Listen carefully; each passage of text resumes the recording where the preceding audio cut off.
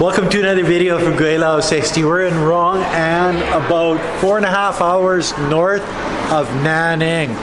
We got here a couple hours ago, but we went over to a cousin's place and we drank our faces off with Baijiu and ate our faces off. And now we're checking into a hotel room. And you'd think, well, Gweilo, how do you know they take foreigners here? Xiaobo, my buddy, his dad knows the owner of the hotel. Gotta love it. So tomorrow we're gonna go picking oranges. Kumquats.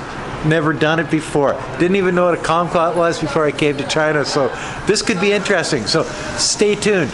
We'll be back tomorrow morning after Gweilo sobers up a bit because that Baijiu kicked my ass. I'm telling you, it was good stuff.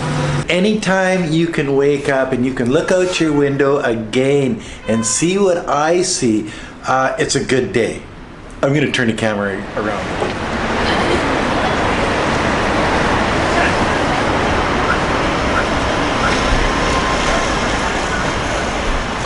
Well, we're out on the streets of Rongan this morning. Now we're looking for breakfast, and they have some of the best breakfasts in all of China here in this town. Seriously, on our way to Sanjiang, we stopped here in this town with Matt from Jiao Nation and the Guangxi Discover Guangxi group, but we only got to spend maybe an hour and a half, 2 hours in the town, and we thought that's just not enough. So we had to come back and do it all over again this afternoon, or maybe even later this morning. We're going to go picking some kumquats. We're going to go down by the river. We're going to do a lot of things today. So stay tuned. There's not as much density of people here as there is in Nanning City. I noticed that right away. That's one of the things. Predominantly a rural area, the farming area of Guangxi Autonomous Region. So let's see what's in store for us today. This is probably going to be an interesting day because we're not tied to any schedule. This isn't sponsored. This is on our time and our dime. So we'll probably get into more trouble. We'll probably drink more beer. We got into the Baijiu last night with Xiaobo's uncle, and it was good Baijiu. There's different types of Baijiu. There's turpentine, and then there's not bad, and then there's really freaking good. And I actually took a picture of this Baijiu.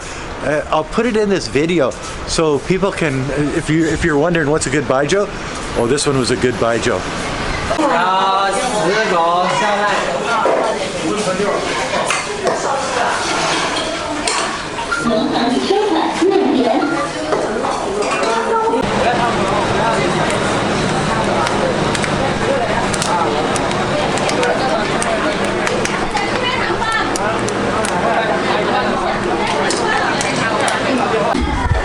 We were actually here before with the group too, but this is the best breakfast in all of Rongan town, or I'm not sure if it's a town or a city. It really doesn't matter. But so we're back here again. It's homemade noodles soup with meatballs. So this is your first time trying these noodles here in Rongan. Tell me what you think. Check it out. Well, taste them.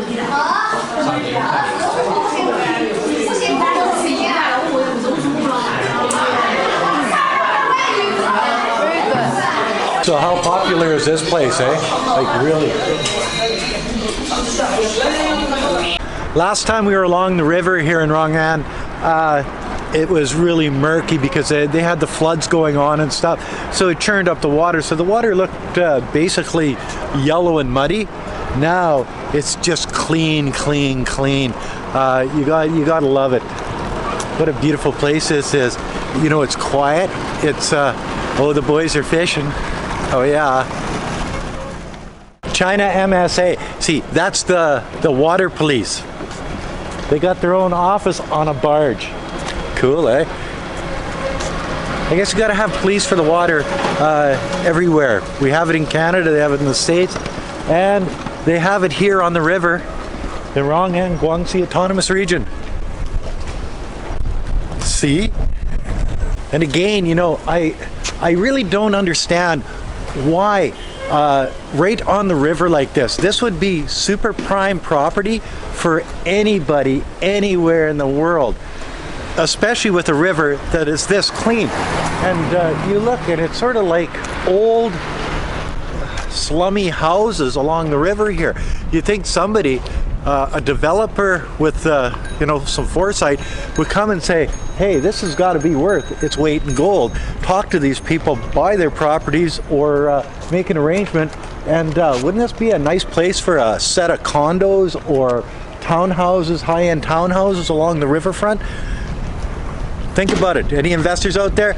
Give me a call. We can make a deal.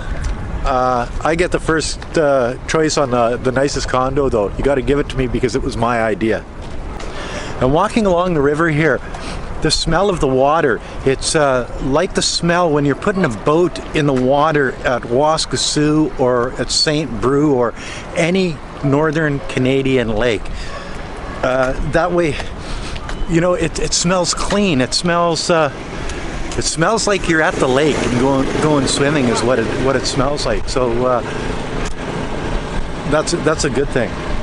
You can see even in the urban areas that they still stick to their rural ways of doing things. They've always got like garden or big farmland that they use to grow their veggies and stuff like that. It's just the way it is here. What they don't use in their house, they'll sell to others in some central marketplace. But no area is wasted. You get to places like Canada and stuff, we waste a lot of space because we have a lot of space and hardly any people. In China, it's the opposite. They have a lot of people and less space. So everywhere you look, they are using every bit of space they possibly can. And you see the old buildings in here and stuff. It's sort of neat walking through these places, guys. Like I sort of get off on this a little bit more than most of the YouTubers out there, just for the fact that I'm a little bit older than they are. Think about it. If you had a house in an area like this, and these are pretty big houses, not bad. And then you had a big area in the back for a garden in a place where it's summertime all year round. It may get colder in the wintertime. Even in Rongan, I think that you're going to get maybe snow once every couple of years, bang, it's gone type thing. I don't think it'd freeze the plants, but you can grow stuff year round. So what would you do if you lived in a place like this? And one of the things that's really, really nice about this area of Guangxi Autonomous Region is that you're basically surrounded by mountains, so you really don't get the heavy winds coming in here. You're sort of protected, and it's nice. It just makes it a valley a fertile valley, actually. It's legal to drive things on the street that would be highly illegal in the West. And those two little boys are a couple of the things that are legal to drive on the streets here. Yeah, China's a little different. It's just the way it is. And then there are some people that say that Chinese will tear down anything to build whatever they want, and they have no regard for nature and all of that crazy stuff.